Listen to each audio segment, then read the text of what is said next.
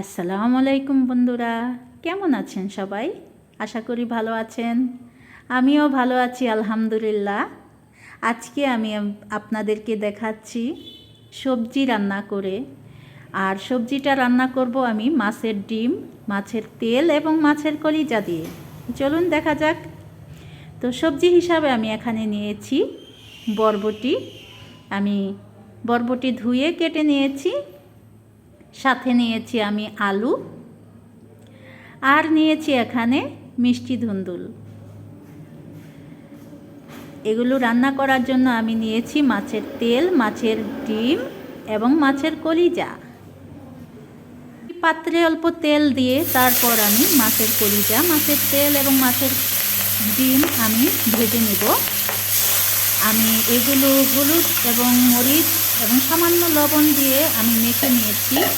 তারপর আমি এটা উল্টে পাল্টে ভেজে নেব। মাছের ডিম এবং মাছের তেল কলিজা ভাজা হয়ে আসলে যে অবশিষ্ট তেলটা থাকবে, আমি এই তেলে কিছু পরিমাণ পেঁয়াজ দিয়ে পেঁয়াজটা হালকা ভেজে নেব। অল্প ভেজে আসলেই পেঁয়াজ আমি এখানে দিয়ে দিব হাফ চা চামচ আদা রসুন বাটা।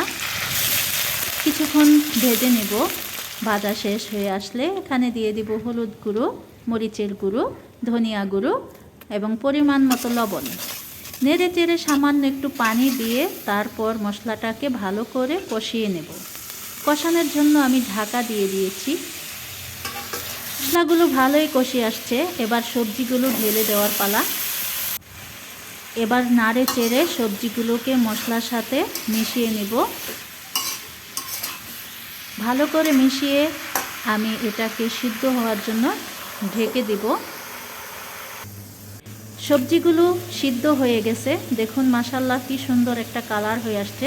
আমি এর মাঝে দুই একবার নেড়ে চেড়ে দিয়েছিলাম যাতে সবগুলো একসাথে সিদ্ধ হয়ে যায়। আর এখন আবার নেড়ে চেড়ে আমি এর মধ্যে একটু পানি দিয়ে দেব যাতে আরও ভালো করে সিদ্ধ হয়ে যায়। পানি দিয়ে নেড়ে চেড়ে এর মাঝে ভেজে রাখা সেই মাছের তেল, ডিম আর কলিজাগুলো দিয়ে দিব।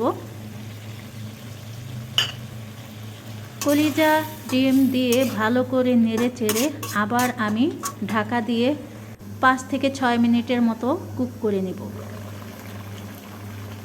দেখুন মাশাআল্লাহ খুবই সুন্দর দেখতে হয়েছে এবং খেতেও ইয়ামি হয়েছে। এবার আমার এই রান্নাটা শেষ। দেখুন মাছের ডিম, মাছের তেল দিয়ে রান্না করা হয়েছে সবজি। দেখতে যেমন সুন্দর হয়েছে, খেতেও তেমন ভারী হয়েছে। আমার এই ভিডিওটি যদি ভালো লাগে তাহলে লাইক, কমেন্ট করবেন, শেয়ার করবেন, আমার চ্যানেলটি সাবস্ক্রাইব করবেন। ধন্যবাদ।